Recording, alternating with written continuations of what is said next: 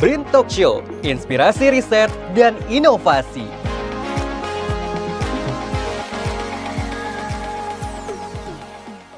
Halo kawan BRIN, selamat datang di BRIN Talk Show. Bersama saya Suzan Lesmana atau Kang Ochan. Kayu yang basah jangan ditebang, di bukit barisan burung bersarang. Jika bahasa tidak ditopang, warisan lisan nantikan hilang. Pada talk show kali ini, kita akan berbincang tentang identitas, warisan budaya, dan bagaimana kita sebagai bangsa menjaga kekayaan kita yang paling unik dan khas, yaitu bahasa. Kawan BRIN, sebagaimana kita ketahui, Indonesia memiliki ratusan bahasa daerah yang menempatkan kita sebagai negara dengan jumlah bahasa terbanyak kedua di dunia.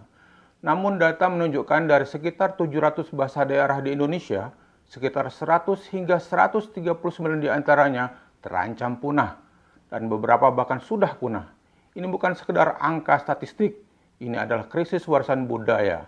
Lantas, bagaimana langkah ilmiah dan strategis yang Badan Riset dan Inovasi Nasional BRIN untuk menjaga nafas terakhir bahasa daerah ini? Sudah hadir bersama kita seorang pakar bahasa BRIN, Dr. Katubi, atau akrab dipanggil Mas Obing, Kepala Pusat Riset Preservasi Bahasa dan Sastra BRIN. Selamat datang Mas Obing.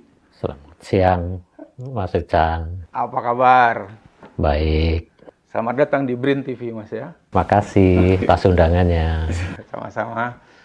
Baik, kawan BRIN, Indonesia mempunyai ratusan bahasa daerah, tapi sayang seribu sayang, banyak yang diambang kepunahan. Ini bukan sekedar masalah budaya, ini masalah identitas nasional yang serius dan harus segera ditangani. Kenapa serius? Karena akar masalahnya salah satunya dari lingkungan keluarga, yaitu gagalnya transmisi bahasa daerah dari orang tua ke anak. Bagaimana tanggapan Mas Obing?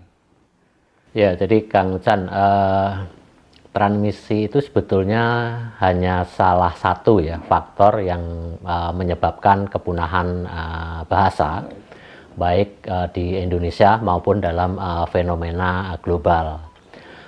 Sebetulnya ada banyak faktor ya sebetulnya ya yang menyebabkan mengapa transmisi itu tidak berjalan. Ada faktor misalnya karena kolonialisme dalam sejarah mereka, kemudian juga ada faktor karena politik bahasa yang dipilih oleh pemerintah pada suatu negara misalnya, atau berbagai faktor yang sifatnya alam ya, misalnya ada kerusuhan atau perang atau genosida misalnya, dan juga globalisasi, fenomena globalisasi.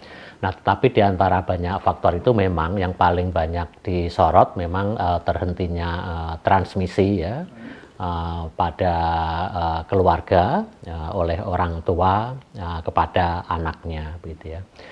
Nah, khusus ini untuk di Indonesia sebetulnya ada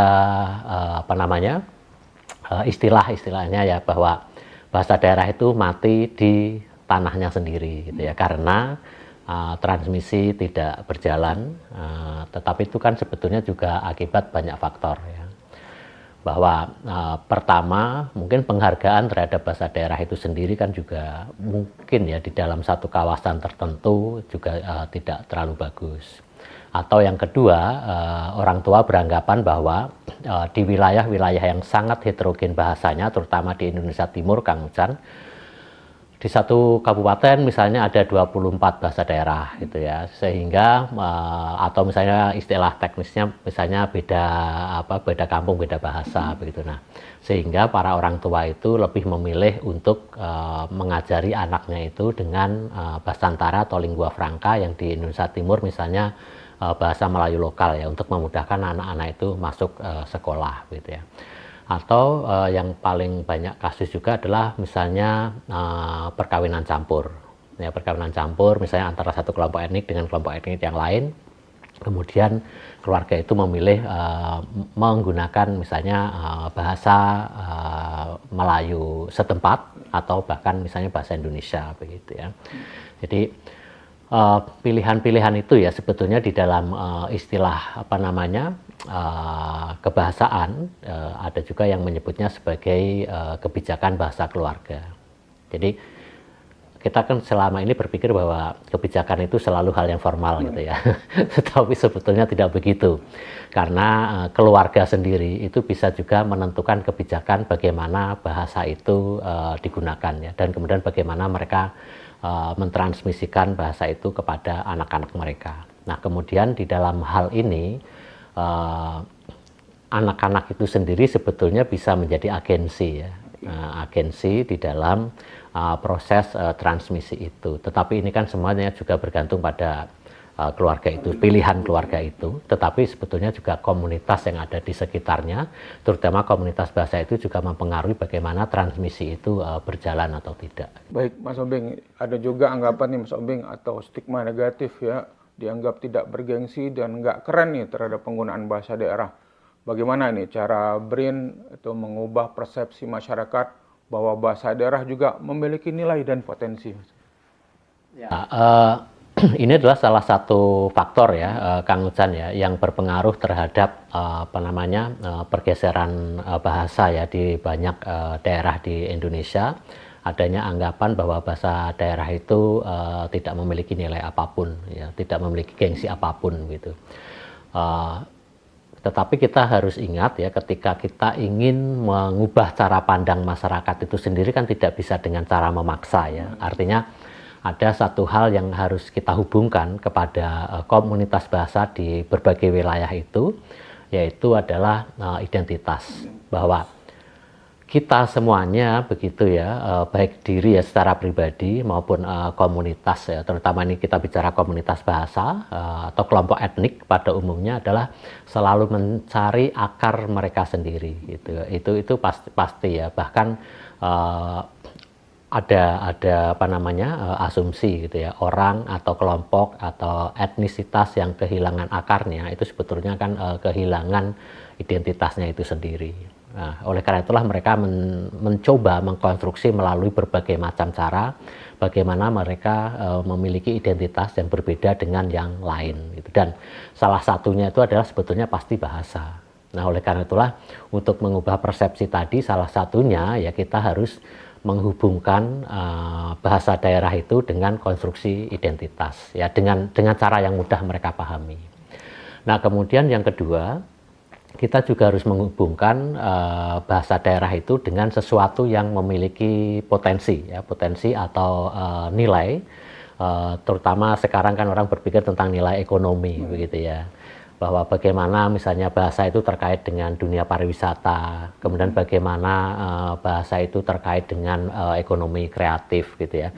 Kita lihat contohnya misalnya satu brand kaos misalnya gitu ya, yang menggunakan hal-hal yang lucu gitu ya, tetapi dalam bahasa daerah mereka, konteks bahasa lokal misalnya, atau misalnya logo atau merek atau apapun itu dalam bahasa daerah mereka, dan bahkan misalnya berbagai produk olahan makanan ya, kemudian dinamai dengan bahasa daerah mereka dan sebagainya, padahal dibalik itu semua kan sebetulnya ada ceritanya gitu ya. Nah, kemudian yang ketiga, kita juga harus menghubungkan bagaimana bahasa daerah itu memiliki visibilitas ke depan gitu ya, dengan memanfaatkan berbagai perkembangan teknologi digital gitu ya, bahwa menghasilkan konten ya, misalnya konten digital gitu ya, yang berbasis bahasa dan tradisi daerah mereka pun itu juga tidak mengurangi nilai viralitas, nilai penonton, bahkan sesuatu yang lucu kadang-kala kan itu adalah guyonan-guyonan khas dari daerah mereka di dalam bahasa-bahasa mereka sendiri gitu ya. Jadi ya minimal ketiga hal tadi itu bisa kita gunakan untuk mengubah cara pandang masyarakat ya terhadap bahasanya sendiri. Tetapi pada sisi lain itu juga perlu bantuan dari pemerintah, terutama pemerintah daerah ya yang ada di daerah itu, untuk menaungi dan mendorong masyarakat untuk mempertahankan ya bahasa daerah mereka sendiri dengan memberikan kesempatan bagaimana bahasa itu berkembang. Gitu. Mas Obeng, juga nih kalau kita menilik nih ya fakta di lapangan bahwa ya kontak bahasa yang masif dengan media digital juga menjadi ancaman baru untuk kepunahan bahasa daerah ya. Lalu bagaimana BRIN melihat tantangan ini, Mas Obing? Apakah media digital justru dapat menjadi solusi untuk konteks revitalisasi bahasa ini? Ya, Kang Ucan, ini kehadiran media digital itu kan seperti pisau ya. Kalau kita gunakan dengan baik, pisau itu bisa membantu kehidupan kita. Tetapi kalau kita gunakan dengan buruk, pisau itu bisa membunuh diri kita sendiri. Gitu. Itu seperti halnya dulu kehadiran misalnya internet ya pada masa awal ya. Pada masa awal itu dulu ada juga yang menolak kehadiran internet gitu masuk di Indonesia gitu ya. Karena apa gitu kan? Karena dianggap nanti itu akan menyebarkan pornografi misalnya gitu ya. Tetapi kita kan harus mengambil sisi positifnya ya, bahwa kehadiran teknologi digital, di sini termasuk juga media digital, itu ya memang ada plus minusnya di dalam konteks kehidupan bahasa daerah itu.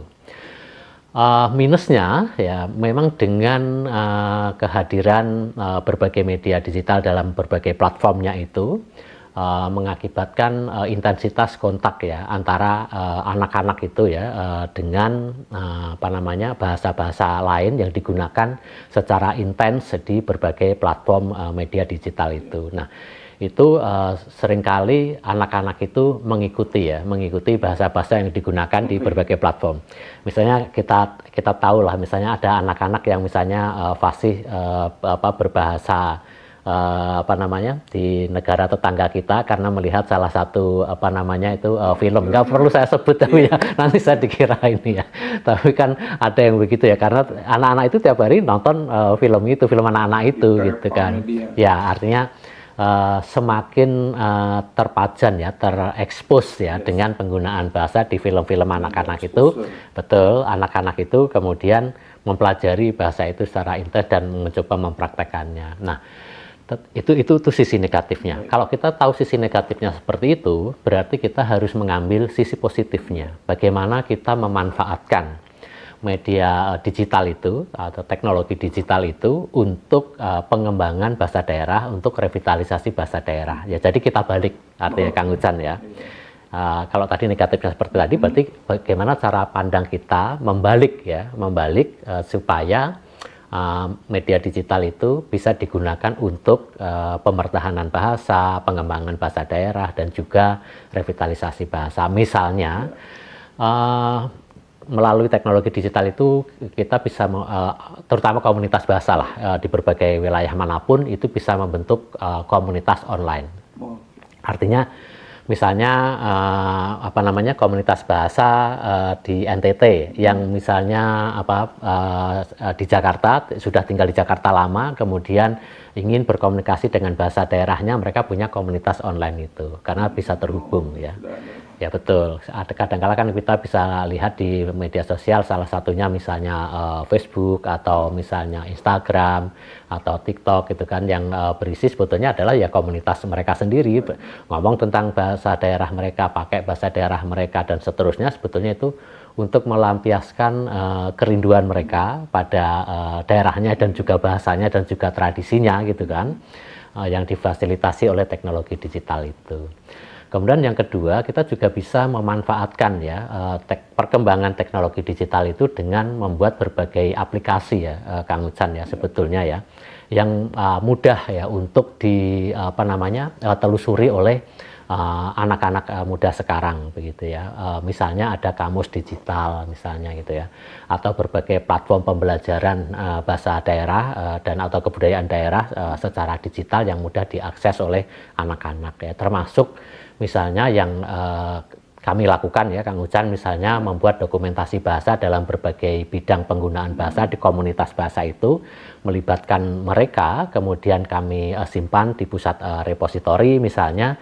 Nah itu kan bisa diakses oleh mereka juga kapanpun dan dari manapun. Mereka misalnya ingin melihat orang tua mereka menggunakan bahasa daerah mereka. Bahkan kadangkala misalnya yang kami dokumentasikan 10 tahun yang lalu gitu Kang Ucan ya, ketika mereka lihat kembali ya, mereka banyak yang dalam tanda petik terharu karena apa? Ternyata orang-orang yang kami dokumentasikan di dalam berbagai video penggunaan bahasa itu sekarang sudah tidak ada semua gitu ya, alias sudah meninggal dunia gitu ya. Dan mereka merasa terharu bahwa oh ternyata penggunaan bahasa mereka itu seperti itu dan seterusnya gitu ya. Nah jadi kehadiran teknologi digital itu kita harus bisa memandangnya, membalik cara pandang kita secara positif gitu ya. Kita bisa menggunakan itu dengan berbagai cara kita, dengan melibatkan komunitas bahasa itu untuk melakukan tindakan revitalisasi bahasa itu. Baik, Mas Obing, ini kalau sesuai Undang-Undang Nomor 24 tahun 2009 nih, khususnya di pasal 42 ayat 1, kewajiban revitalisasi bahasa tadi itu ada pada pemerintah daerah. Lalu apa layanan atau dukungan utama dari BRIN yang dapat dimanfaatkan oleh pemerintah daerah dalam menjalankan peran perlindungan bahasa daerah ini? Ya, ini pertanyaan menarik ya, Kang Ucan ya. Dan mudah-mudahan ini menjadi pemantik bagi para pejabat pejabat di daerah ya, supaya tergelitik untuk menjalankan kewajiban amanat dari undang-undang ini gitu ya. Karena Kang Ucan, berapa sih sebetulnya pemerintah daerah yang menyadari kewajibannya untuk memenuhi amanat undang-undang terkait dengan pelindungan bahasa daerah atau pemeliharaan terhadap bahasa daerah gitu ya. Itu sangat sedikit Kang Ucan. Apalagi pemerintah daerah yang mau mengucurkan anggarannya untuk pemeliharaan bahasa daerah atau pelindungan bahasa daerah. Menurut saya itu sangat-sangat minim. Ya, itu mungkin hanya beberapa provinsi saja ya, di level provinsi saja yang betul-betul, saya tidak perlu menyebut provinsinya, nanti dikira saya pendukung provinsi itu. Tapi kalau dihitung ya Kang Ucan ya, itu mungkin 90% dari seluruh provinsi yang ada di Indonesia itu juga tidak menyadari gitu ya, bahwa pelindungan bahasa daerah, pemeliharaan bahasa daerah itu adalah kewajiban yang diamanatkan undang-undang dan harus dijalankan oleh pemerintah daerah, baik pada pemerintah daerah provinsi maupun kabupaten atau kota madya gitu ya. Nah, itu yang menyulitkan ya sebetulnya ya. Nah, sebetulnya apa yang bisa dilakukan BRIN gitu ya? Ya berkolaborasi Kang Ucan ya. Jadi kami itu berkolaborasi, istilahnya menawarkan ya Kang Ucan ya, menawarkan diri ke berbagai pemerintah daerah begitu untuk membantu melakukan tindak pelindungan terhadap bahasa daerah atau pemeliharaan bahasa daerah atau revitalisasi bahasa daerah, apapun istilahnya itu tergantung yang dipilih, bergantung kondisinya begitu. Agar pemerintah daerah itu tergerak hatinya gitu, bahwa mereka tuh punya kewajiban gitu ya. Nah, jadi kami menawarkan bahwa kami punya para ahli gitu ya, artinya di BRIN melalui pusat riset kami, di Pusat Riset Preservasi Bahasa dan Sastra itu punya para ahli yang siap mendukung kebijakan pemerintah daerah jika mereka memiliki program untuk memberikan perlindungan terhadap bahasa daerah dengan turunannya ya, artinya dengan tradisinya dan seterusnya Kang Ucan. Ini salah satu contoh ya yang bisa saya kemukakan Kang Ucan. Kami membuat kerjasama misalnya dengan Kabupaten Kutai Barat untuk pendokumentasian bahasa di salah satu sana Dayak Tunjung. Nah, kemudian juga mengolahnya menjadi kamus digital. Kami menyediakan ahlinya, mereka menyediakan pendanaannya melalui APBD mereka. Dan ini kami berharap bahwa berbagai pemerintah daerah juga tergerak hatinya untuk melakukan tindakan-tindakan yang serupa ya, untuk memenuhi amanat undang-undang terkait dengan perlindungan dan pemeliharaan bahasa daerah itu. Lalu Mas Obing, bisa disebutkan lainnya nggak bahwa ada faktor-faktor lain tadi penyebab punahnya bahasa daerah tadi Mas Obing? Tadi kan di awal dari kurangnya transmisi dari keluarga, juga kurang kerennya pemakaian bahasa daerah, juga tadi serbuan terpaan media exposure yang digital. Ada faktor lain nggak Mas Obing penyebab punahnya bahasa daerah, dan Apa dampaknya kalau punah? Sebetulnya kalau kita selalu diberondong dengan pertanyaan gitu ya, kenapa sih sibuk sekali gitu ya mengurusi bahasa yang mau punah gitu ya. Ada juga bahkan yang guyonannya, ya kalau mau punah, punah aja gitu ya. Tapi kan tidak begitu. Yang pertama adalah demi keberagaman sebetulnya gitu ya. Keberagaman bahasa, tradisi, dan budaya begitu. Kita selalu berpikir bahwa dengan keberagaman itu dunia itu indah. Sekarang bayangkan, banyak loh orang itu berusaha menciptakan berbagai macam warna gitu kan, untuk menjadi keberagaman warna di dunia gitu kan. Sekarang bayangkan kalau di dunia itu hanya ada satu warna gitu ya. Nah itu sama gitu ya di masyarakat ini, di dunia ini ya, semakin banyak bahasa yang ada sebetulnya itu kan juga semakin beragam ya, karena bahasa ini nanti kan menjadi dasar dari berbagai hal berikutnya begitu ya, termasuk misalnya cara pandang, kemudian juga terkait dengan nilai hidup dan sebagainya, itu semuanya kan terekam dengan bahasa. Nah yang kedua, mengapa ya kita harus melindungi dari kepunahan itu ya Kang Ucep? Ya karena di dalam bahasa itu sendiri sebetulnya terekam berbagai nilai ya, nilai filosofis ya Kang Ucan ya. Kalau misalnya Kang Ucan membaca berbagai buku ya, misalnya filsafat Jawa, filsafat Sunda, filsafat Bali, semuanya kan sebetulnya semua itu terekam di dalam bahasa itu sendiri, nggak mungkin enggak gitu ya. Nah, kemudian nilai-nilai ya, nilai-nilai yang ada di dalam kehidupan itu juga semuanya terekam di dalam bahasa itu. Nah, termasuk berbagai pengetahuan lokal. Misalnya, terkait dengan misalnya makanan gitu ya. Ya, sebenarnya pangan lokal itu semuanya juga terekam di dalam bahasa daerah mereka. Atau misalnya tentang permainan gitu ya, seluruh permainan adalah mereka. Ya seni gitu ya, seluruh seninya dalam seni apapun itu ya terekam dalam bahasanya gitu. Jadi di situ sebetulnya dalam bahasa daerah itu terekam berbagai pengetahuan yang kalau pengetahuan itu dimanfaatkan bisa membuat kehidupan kita itu jauh lebih baik gitu ya. Contohnya misalnya obat-obatan misalnya gitu ya, pengobatan tradisional tuh ya kan. Itu kan sekarang juga banyak sekali digali lagi begitu ya, dan agar tidak tergantung pada obat-obatan yang kimia misalnya gitu kan. Nah itu kan semuanya sebetulnya kan tersimpan di dalam bahasanya itu ya, melalui tradisi mereka gitu. Nah itu beberapa contoh ya sebetulnya Kang Ucan ya, kenapa sih kita perlu melindungi bahasa-bahasa daerah itu dari kepunahan gitu ya.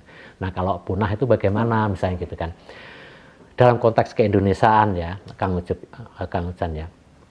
Sekarang bayangkan kalau Indonesia itu kosong saja di dalamnya gitu ya, tidak ada apapun di dalamnya, karena di dalamnya itu misalnya bahasa dengan segala turunannya tadi ya, tradisinya dengan budayanya yang menggunakan bahasa itu hilang gitu ya. Ya sudah nggak ada ya, cuma bundar aja begitu ya Indonesia gitu. Nah sehingga kami selalu mendiskusikan hal ini, bahwa bagaimana agar Indonesia itu dalam tanda petik tidak kosong gitu ya. Bahwa kita memiliki keragaman luar biasa melalui bahasa dengan segala turunannya tadi, yang itu membuat bahwa ini loh Indonesia dengan segala keberagamannya. Nah, kemudian kalau Kang Ucan tadi bertanya ya, faktor apa sih yang menyebabkan sebetulnya bahasa daerah itu punah atau terancam punah gitu ya?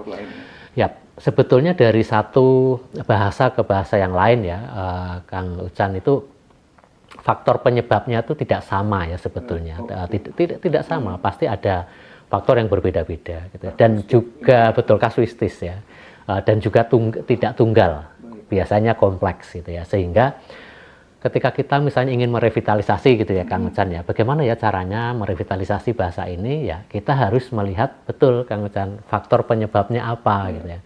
Jangan sampai misalnya yang sakit di kepala dikasih obat di kakinya gitu istilahnya, guyonannya ya, kan juga tidak bagus ya.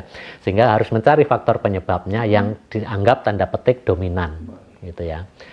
Nah, ada beberapa faktor yang mungkin di satu komunitas bahasa itu menjadi faktor penyebab punahnya bahasa atau terancam punahnya bahasa, mungkin di komunitas bahasa yang lain tidak begitu. Misalnya di beberapa Indonesia Timur itu Kang Ucan, salah satu faktor penyebabnya adalah faktor pada saat kolonialisme di sana.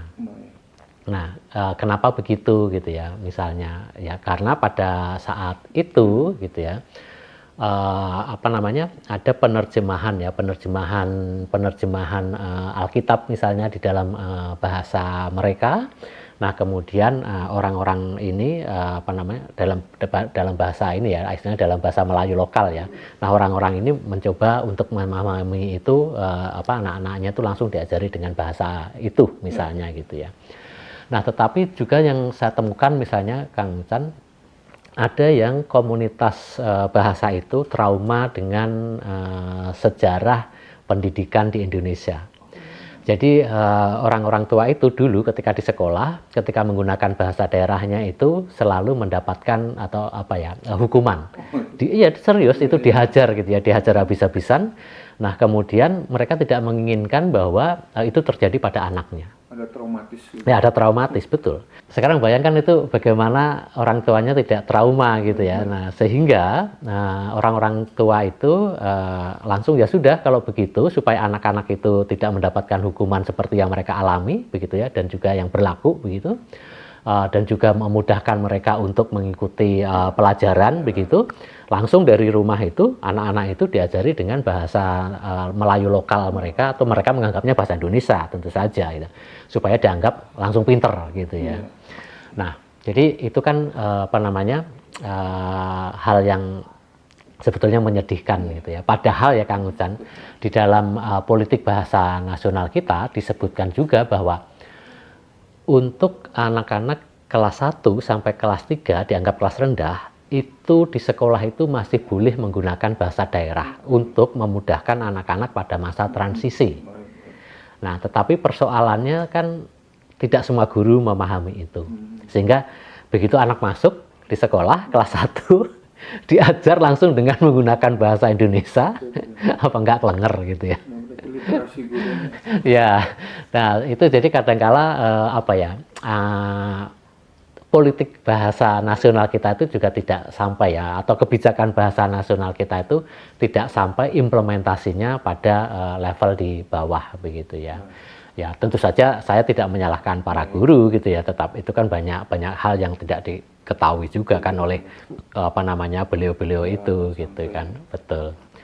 Nah faktor lain tentu saja Kang Chan ya, terkait dengan kepunahan bahasa itu adalah misalnya kebijakan pemerintah daerah itu ada loh Kang Chan yang bisa mematikan bahasa daerah di kawasannya sendiri.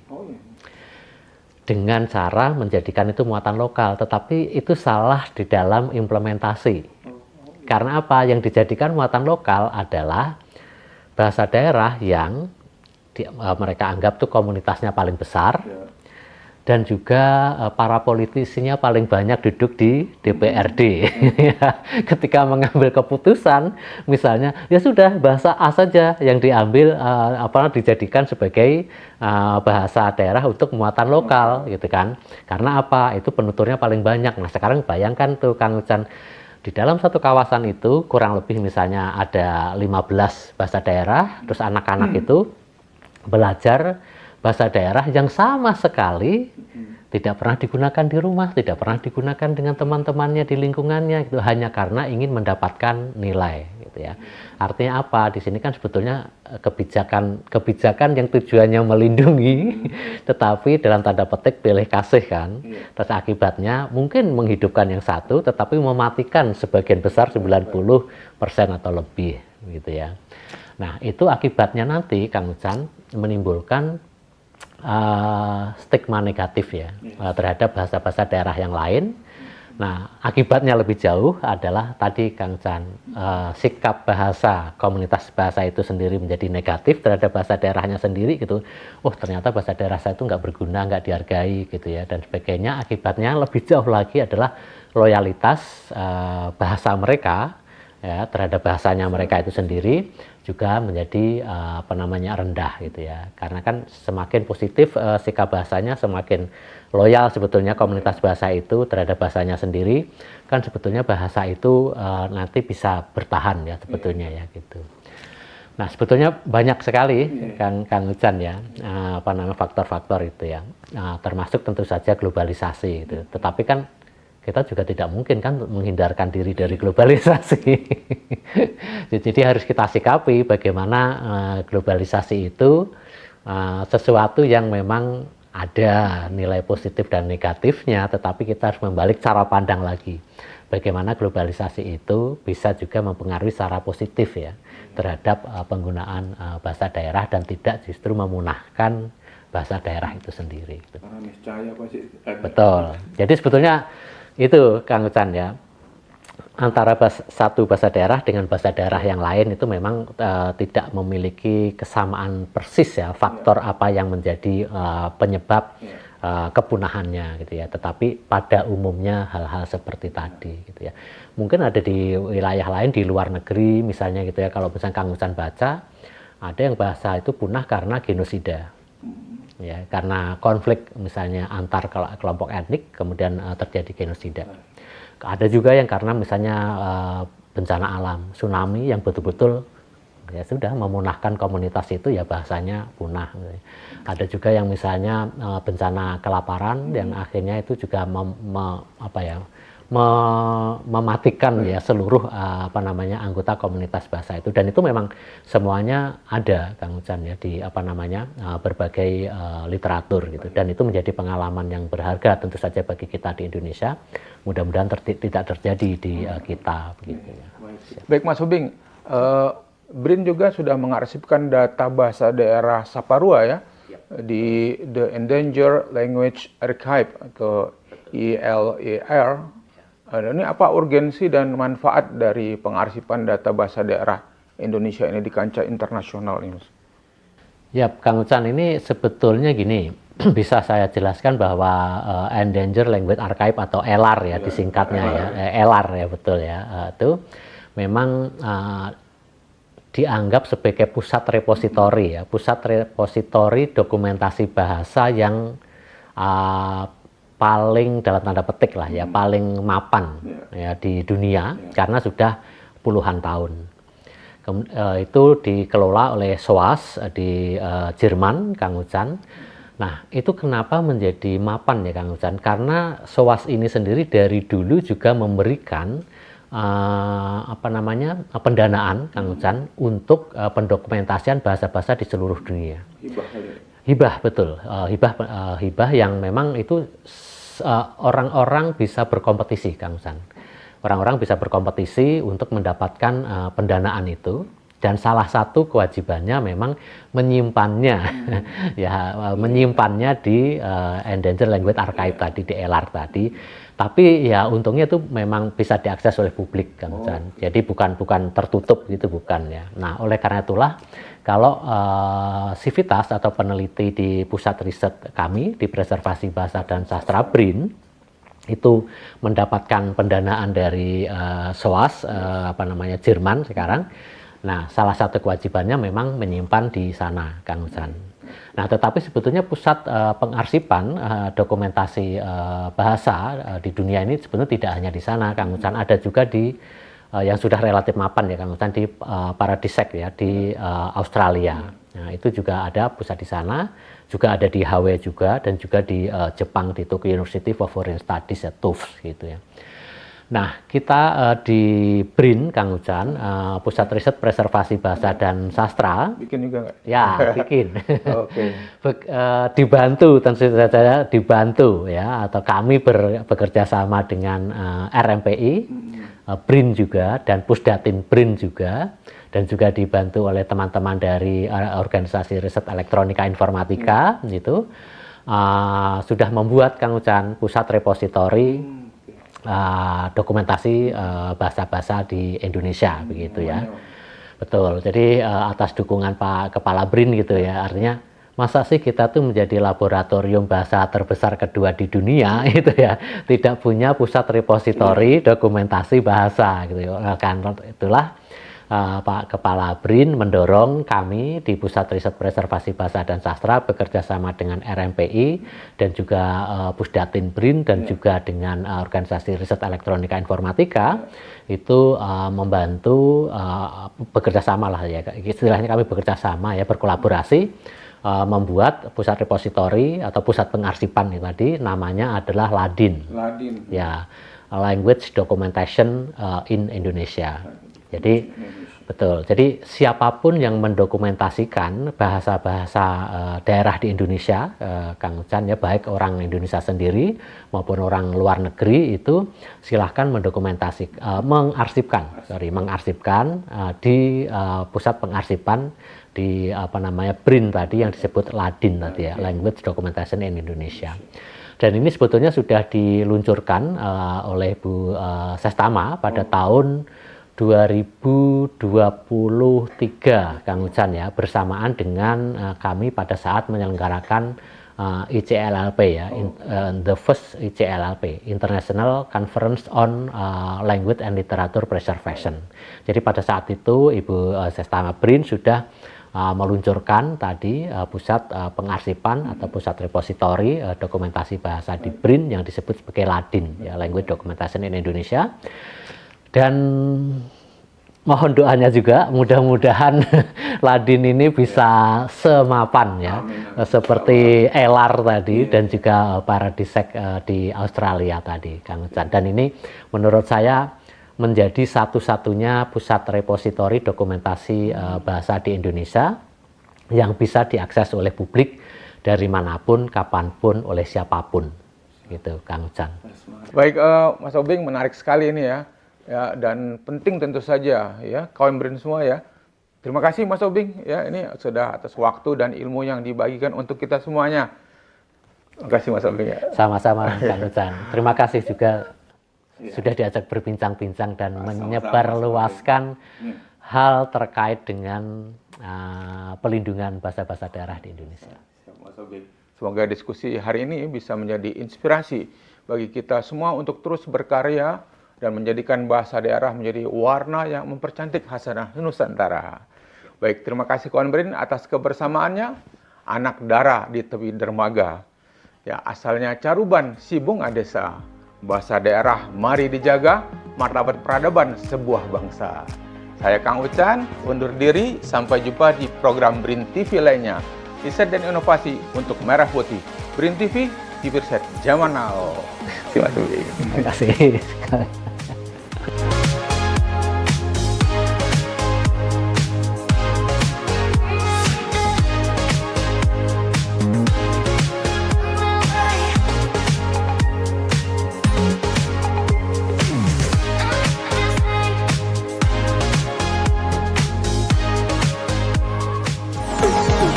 BRIN TV, TV riset zaman now.